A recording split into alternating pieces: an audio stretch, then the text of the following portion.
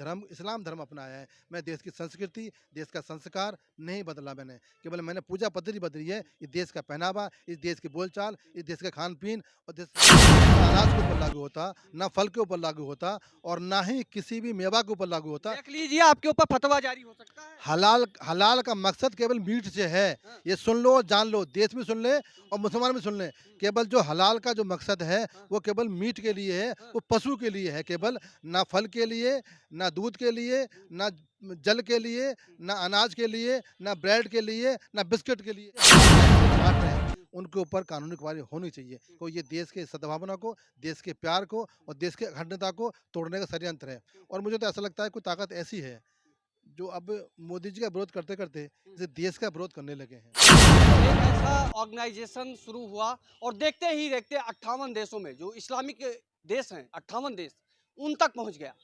देवबंद से शुरू हुआ ये ऑर्गेनाइजेशन हलाल सर्टिफिकेशन जिसको बैन करने को लेकर भारत में बहुत पहले से मांग उठ रही थी। इस पर जांच होने को लेकर मांग उठ रही थी कि आखिर हलाल सर्टिफिकेशन का जो पैसा आता है जिसकी इकोनॉमी ग्रोथ आज के समय में 300 बिलियन डॉलर्स की है। इतनी बड़ी इकोनॉमी होने के बावजूद जब देश के मुसलमानों की बात की जाए तो वो मुसलमान आज भी ठेली, रेहड़ी और पंचर और भीख मांगते हुए नजर आते हैं। तो संदेह अपने आप खड़ा हो जाता है कि आखिर इतनी बड़ी कमाई का हिस्सा कहाँ जा रहा है, किसके पास जा रहा है। आइए इसको बात करने के लिए हमारे साथ इस समय मौजूद हैं पसमानदा मुस्लिम समाज के जो अध्यक्ष हैं नोएडा से। मैं उनसे बात करना चाहूँगा, इलियास साहब से। सर, जिस तरह से हलाल सर्टिफिकेशन को लेकर बहुत पहले से मांग हो रही थी, लेकिन हाल ही में योगी सरकार ने इस पर कार्रवाई शुरू की। कार्रवाई शुरू होते ही बात भी उठनी शुरू हुई कि यह मुसलमानों के ऊपर अत्याचार है। बिल्कुल, आपने ठीक कहा, योगी जी ने जो कार्रवाई की है, मैं उससे सहमत हूँ। हलाल का जो स्टिकर है, हलाल का जो कारोबारी हैं, हलाल का जो संस्था है, जो एक बड़ा-बड़ा बहुत बड़ा रूप ले रही है, आपने जो मैं सुना है, मुझे नहीं पता था कि इतना बड़ा रूप हो सकता है। और इतना बड़ा उसका बिज़नेस है, इतना बड़ा उसका टर्नओवर है, तो कहीं न कहीं ये हमें सोचने का विषय है। और योगी जी ने जो पहल की है, मैं स्वागत करता हूँ। हलाल का जो मतलब है, केवल केवल वो एक जानवर के लिए है। हमारे हदीसों में आया है कि हम जो जानवर का जो मीट खाते हैं, हम्म, उसे हलाल करके खाएँ। हम्म, और जानवर भी वो होना चाहिए, हम्म, बीमार ना हो, हम्म, साफ-सुथरा हो हम्म, और प्रतिबंधित जानवर ना हो, हम्म। तो उसको हम हलाल करें। लेकिन हल भारत में तो प्रतिबंधित जानवर ही सबसे ज्यादा फेवरेट माने जाते हैं, जैसे गौ।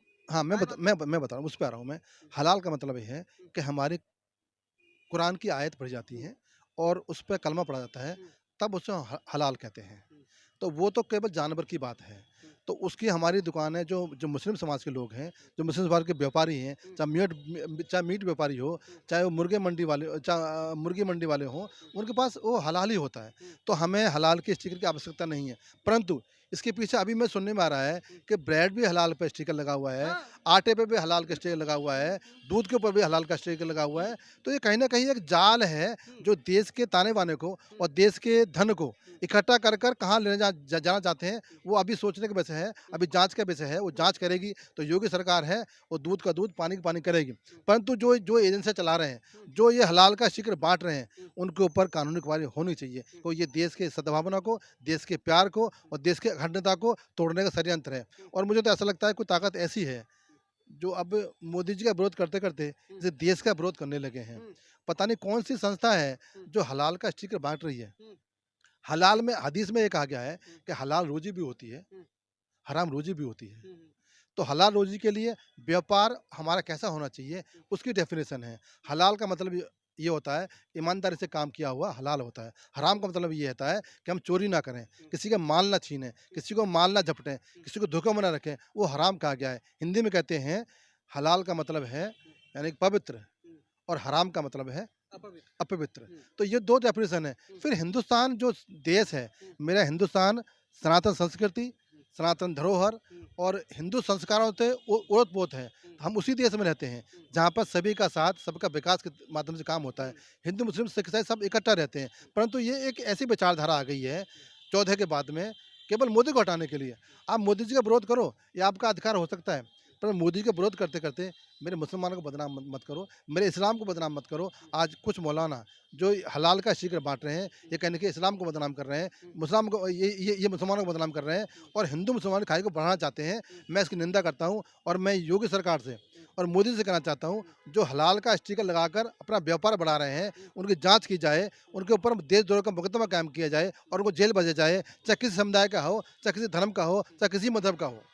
आपके इस्लाम का सबसे बड़ा फिरका जिसे देवबंद कहते हैं, देवबंद, अहले हदीस, बरेलवी, अगर इनको देखा जाए तो ये सबसे बड़ा फिरका है इस्लाम में। देवबंद ने इस सर्टिफिकेट को जारी किया है और इस सर्टिफिकेट का लाभ केवल मुसलमान ही नहीं ले रहे हैं, हिंदू में बाबा रामदेव के प्रोडक्ट भी हलाल हैं। आप ऐसे तमाम नाम गिरा सकता हूं कि जिसमें जो है हलाल सर्टिफिकेशन लेना अनिवार्य है अगर आपको विदेश में एक्सपोर्ट करना है। तो ये पहले विदेशों के लिए था कि जब विदेश में आपके इस्लामिक कंट्रियों में कोई भी सामान यहाँ से जाता था तो उस पर हलाल का सर्टिफिकेशन होना जरूरी था, लेकिन अब ये भारत के अंदर। भाई साहब, पत्रकार महोदय, मैं बता दूं आपको, मैं फिर कह रहा हूं आपको कि हलाल केवल मीट के ऊपर लागू होता है, जी। ना जल के ऊपर लागू होता, ना दूध के ऊपर लागू होता, ना अनाज के ऊपर लागू होता, ना फल के ऊपर लागू होता और ना ही किसी भी मेवा के ऊपर लागू होता। देख लीजिए आपके ऊपर फतवा जारी हो सकता है। हलाल हलाल का मकसद केवल मीट से है। हाँ। ये सुन लो, जान लो, देश में सुन ले और मुसलमान भी सुन ले। केवल जो हलाल का जो मकसद है वो केवल मीट के लिए है, वो पशु के लिए है केवल, ना फल के लिए, ना दूध के लिए, ना जल के लिए, ना अनाज के लिए, ना ब्रेड के लिए, ना बिस्किट के लिए। शायद इसी वजह से आपको वसीम रिजवी जैसे लोगों को आज के मौलाना मुसलमान नहीं मानते।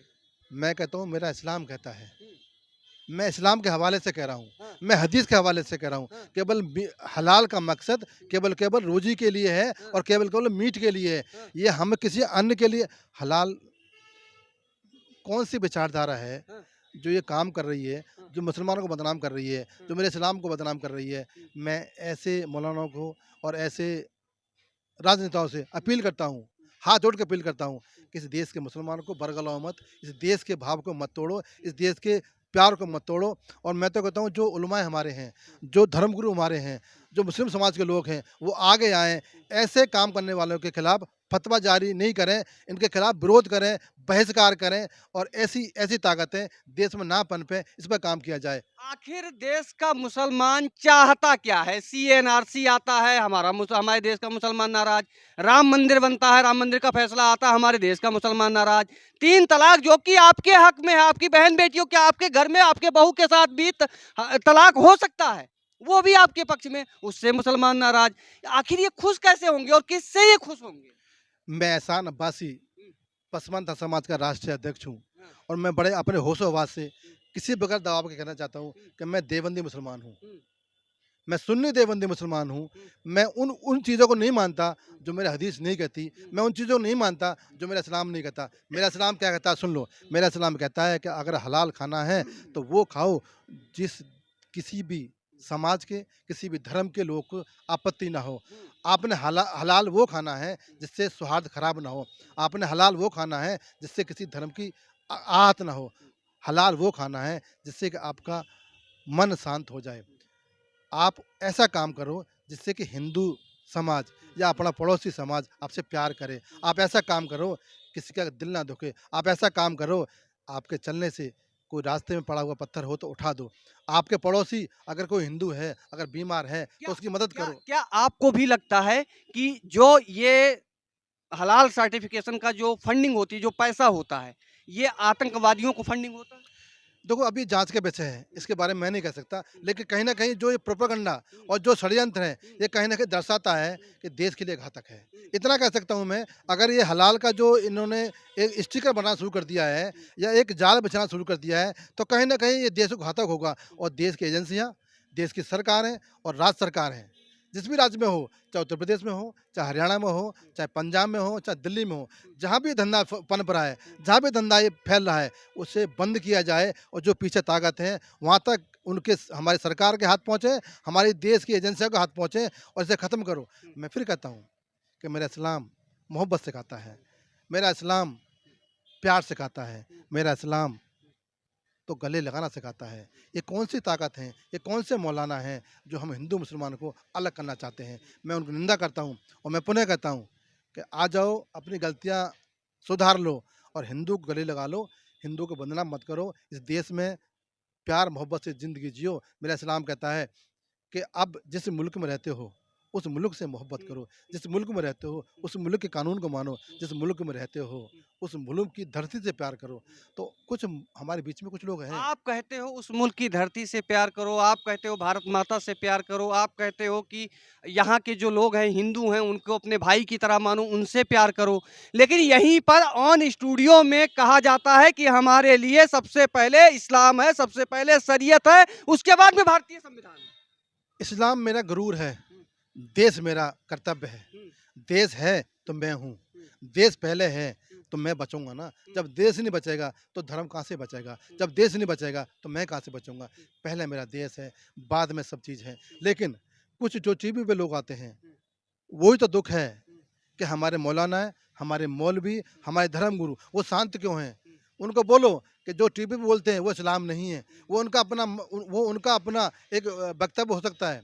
इस्लाम तो कहता है कि अगर रास्ते में तो क्या चीज़ 2 तरह का इस्लाम है, जो मुल्ला मौलवी जो टीवी पे बैठ के देते हैं, उनका अलग इस्लाम है और जो आपका इस्लाम है, वो अलग इस्लाम है? बिल्कुल सही कहा आपने। इस्लाम के अंदर 2 विचारधारा हैं। हुँ, एक खून खराबा कर इस्लाम के रास्ते पे चलने वाली, हुँ, एक प्यार मोहब्बत पर, जिहादी विचारधारा। एक प्यार मोहब्बत से, हुँ, एक सबको साथ चलने वाली एक विचारधारा इस्लाम पे चलने वाली है, हुँ, जिसे मैं चलाता हूँ, जिसे मैं जानता हूँ, जिसे मैं अपनाता हूँ।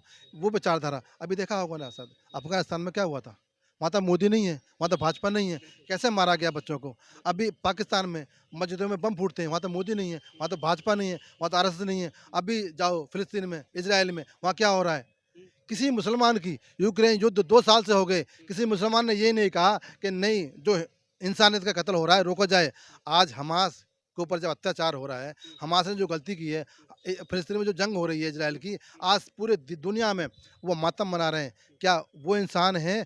और जो हमारे यूक्रेन में इंसान, वो इंसान नहीं है?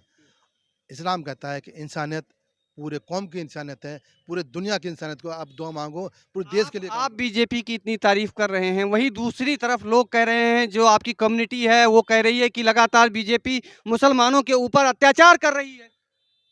शायद आप पत्रकार हो, दुनिया देखी आपने। हुँ, 14 के बाद एक प्रधानमंत्री आता है और कहता है आकर कि मुसलमान के हाथ में एक तरफ में कुरान हो, एक तरफ में कंप्यूटर। कंप्यूटर हो। हुँ, इसका मतलब क्या है कि मुसलमान पढ़ लिख कर हुँ, अपने ईमान के साथ, हुँ, अपने कुरान के साथ, अपनी ज़िंदगी जीकर इस देश में अपना योगदान दें। हुँ, तो क्या बुरा कहते हैं? आज मोदी जी ऐसी योजना लाए हैं, कभी सुना होगा आपने, मैं गाँव से रहने वाला हूँ, शायद आप भी गाँव के रहने वाले हुँ, होंगे। बिल्कुल, कोई बिल्कुल। छप्पड़ बनाने वाला, नाली खोदने वाला, भड़-बूजा, हुँ, फूल का काम करने वाला, हुँ, रिक्शा पे चलाने वाला, पंचर बनाने वाला, एक ऐसी योजना आई जिसका नाम विश्वकर्मा योजना है। हुँ, वो सबके लिए, ना मज़हब देखते हैं, ना धर्म देखते हैं, ना पंथ देखते हैं, ना समाज देखते हैं। ऐसा युग पुरुष हमारे पास है जो देश के लिए काम कर रहा है और हम मोदी के साथ हैं। मोदी के साथ क्यों हैं? कि हमारा बड़ा भाई है, हमारा मसीहा है और मोदी जी ने कहा है कि देश का जो जनमानस है मेरा परिवार है। आज तक सरकारों ने जनता कहा, एक ऐसा प्रधानमंत्री आया है जिसने अपना परिवार बोला है और मेरा परिवार का मुखिया है,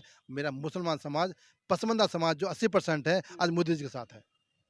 ये कहीं बीजेपी ने आपको अपनी तरफ तो नहीं खींच लिया है? पसमानदा को तो ये लोग मानते ही नहीं है कि हमारे समाज से हैं आज तक। यही तो विडंबना है, हुँ, जो चीज़ थी वो बताई नहीं गई। हुँ, आज मोदी जी ने बता दिया है हुँ, कि पसमानदा समाज मेरे देश के हिंदू समाज से कन्वर्टेड है। हुँ, दुःख तो चीज़ बात का है कि मोदी ने सच्चाई बोली है हुँ, और इन लोगों ने सच्चाई छुपा के रखी थी, हुँ, हमें दूर रखा था। अब हमें समझ आ गया है कि जो हिंदू समाज है हमारा बड़ा भाई है। हुँ, जब तक मेरा दोस्त हिंदू होगा, हुँ, मुझे कोई खतरा नहीं हो सकता, क्योंकि मैं उसी समाज से निकला हूँ। मेरे परिवार के जो फ़ोर फादर थे, वो सनातनी थे। मैंने धर्म अपनाया है। मैंने केवल धर्म इस्लाम धर्म अपनाया है। मैं देश की संस्कृति, देश का संस्कार नहीं बदला मैंने। केवल मैंने पूजा पद्धति बदली है। इस देश का पहनावा, इस देश की बोलचाल, इस देश के खान-पीन और देश संस्कार नहीं बदले मैंने। इसीलिए आज मोदी जी ने कहा है, आज मोहन भागवत जी कहते हैं कि हम सबका डीएनए एक है और ये सत्य है कि हमारे पूर्वज ही पहले सनातनी में थे। हम सब एक हैं, एक रहकर इस देश को अब आगे लेके जाएँगे और 24 में मोदी जी फिर तीसरी बार प्रधानमंत्री बनेंगे, दुनिया देखेगी। जी।